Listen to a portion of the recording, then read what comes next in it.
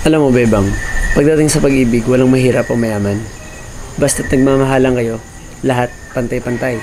Malay mo, katabi mo lang nasa tabi mo lang yung taong nararapat para sa'yo. Sana nga po, sir, katabi ko na po siya.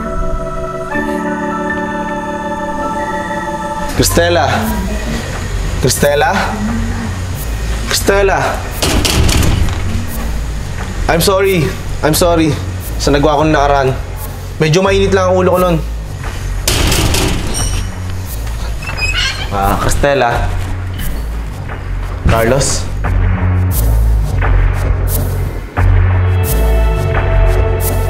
Oh, ba't nandito ka pa? Di ba sabi ko sa'yo huwag kang magpapakita sa akin once na tinarantado mo yung ate ko? Kaya nga ako nandito para humingi ng tawad. Sorry? Di ba binala na kita noon, Chad? Na huwag mo sasaktan ang damdamin ng ate ko? Sorry bro.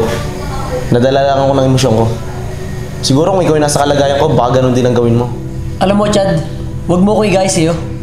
Hindi tayo parehas. Di ka pa rin talaga nagbabago. Ilang beses ko bang sasabihin na nagbago na ako? Nagbago na ako. Sinisigawan mo ba ako? No, I'm sorry. Gusto ko lang patunayan na talagang nagbago na ako. Ang pagbabago, ginagawa, hindi sinasabi.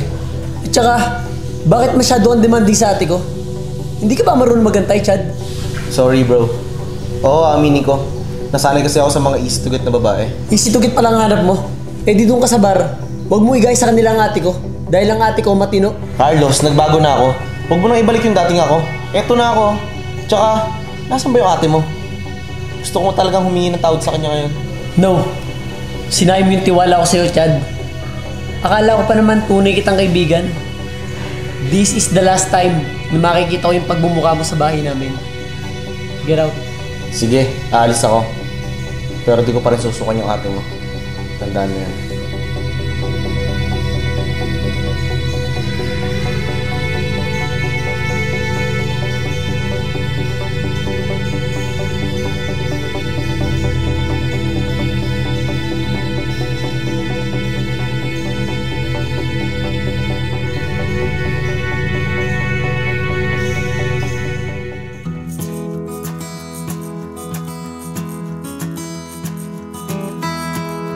Uy bro, salamat sa binigay mong trabaho Dahil doon nakakaipon ako ng pera.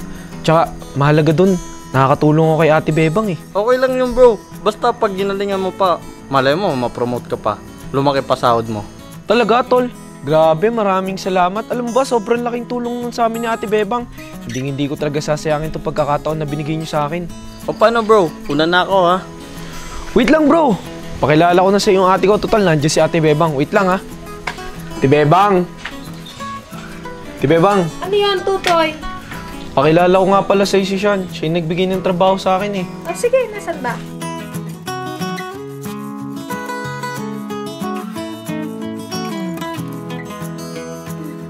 Uy Sean, siya nga pala yung ate ko. Si Ate Bebang. Ate Bebang, siya naman si Sean. Siya yung nagbigay sa akin ng trabaho. Ay, ako nga pala si Bebang, ate ni Tutoy. Maraming salamat sa pagbibigay mo ng trabaho sa kapatid ko. Ay walang anuman po. Hindi na po iba sa akin si Tutoy. Napakasipag nga po niyan Hindi naman tol. Ginagawa ko lang yung trabaho ko Siyempre, dito na lang ako nakakita ng pera at saka nakakapag-ipon.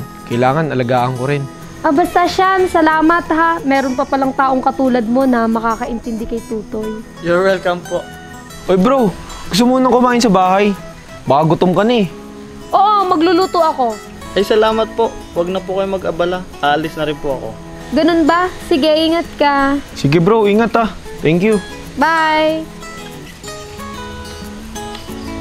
Mabait pala yung kaibigan mong si Sean, Tutoy. Oo naman ate. Iba yung si Sean. Kahit isang beses, hindi yung nagdalawang isip na tulungan ako. Masaya ako, Tutoy, na meron kang kaibigan na katulad ni Sean. Masaya rin ako sa'yo ate, syempre. May mga kaibigan ka na katulad ni Ate Wendy, tsaka ni Kuya Mando. Oo, Tutoy, kay Wendy, sobrang swerte ko talaga. Pero kay Mando? Bakit ate? Anong nangyari? May problema ba kayo ni Kuya Mando? Oo, Tutoy. Hindi kami okay ngayon ni Mando. Ha? Ano nangyari ate? Kasi Tutoy, kung kailan binigyan ko na siya ng pagkakataon sa buhay ko, ganun pa yung ginawa niya sa akin. Bakit ate? Anong ginawa sa'yo ni Kuya Mando? Akala ko kasi gusto niya ako. Yun pala, dalawa kaming gusto niya. Ha? Paano nangyari yun? Sinong pinili niya sa inyo? Nakita mo naman sa mukha ko kung sinong pinili niya. Siyempre, hindi ako yun. Grabe, iba pala si Kuya Mando. Hindi ko akalain na magagawa niya yun sa'yo, Tibebang. Eh, wala na akong magagawa, Tutoy. Alam nga namang ipilit ko pa yung sarili ko sa kanya, eh, hindi naman ako yung gusto niya, di ba? Sa bagay. Hayaan mo na, Tibebang. Marami pa namang iba dyan eh. Tsaka mas marami pang mas gwapo doon kay Kuya Mando. Grabe ka naman, Tutoy. Hindi naman ako tumitingin sa panglabas na anyo. Pero, konti lang. Sus, sabi ko na, Tibebang eh. Pero seryoso, Tibebang. Kasi syempre, lumalaki na din naman ako. Nagkakaroon ako ng sariling buhay. Parang panahon na para ayusin mo rin yung sarili mo.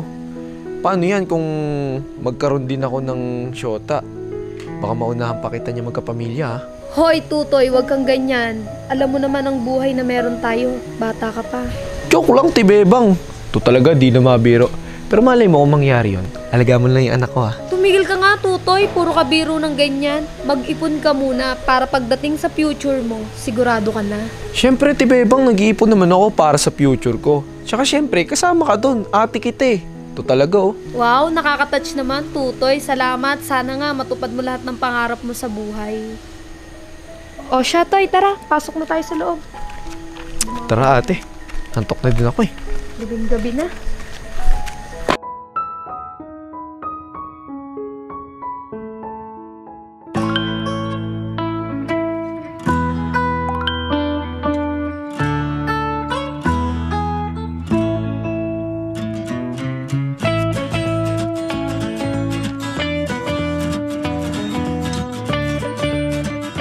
Oh, Bebang! Kasama mo pala si Wendy? Opo, ma'am. Wala po kasi akong kasama. Ba't kinagulat? Siguro may gagawin kayong masama kay Bebang, no? Buti talaga sumama ako, Bibs. Of course not. Bebang, hindi mo pa ba nasabi? Ma'am, nasabi ko po, gusto niya lang po talaga magpalibre. Huwag mo ilagla. Hindi na sa ganon. Gusto ko lang magka-sure kung talagang totoo yung sorry niyo kay Bebang. Okay lang, Wendy. Gusto din namin mag-sorry sa'yo. Buti na lang sinama ka ni Bebang. Yeah, titreat ka na rin namin. Sabi sa'yo, Bibi, mababait mo talaga sila. So, where do you want to go? Shopping muna tayo? Babado yung suot nila.